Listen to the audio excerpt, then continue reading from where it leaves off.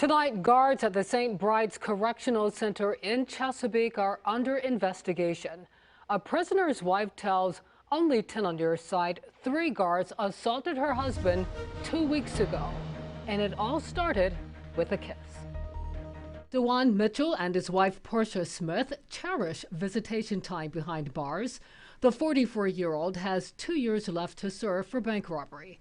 After 90 minutes together Sunday, January 15th, it was time to say goodbye. So at the end of our visit, he gave me a hug, and it's my husband. He kind of just gave me like a little tap. That tap on the tush, says Smith, landed her husband in trouble with a female guard who reportedly wrote him up for touching.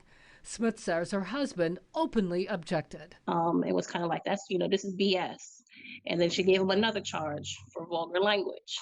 The next day, says Smith, 3 male guards showed up at Mitchell's bunk bed while he was asleep. They kind of walked up on him, smacked him in his face.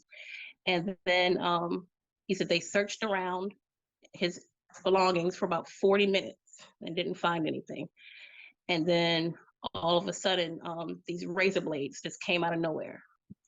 And then one of the correctional officers kind of came behind him and held his arm, held him down and slammed him to the ground, punched him in his face. They handcuffed him, still was punching him.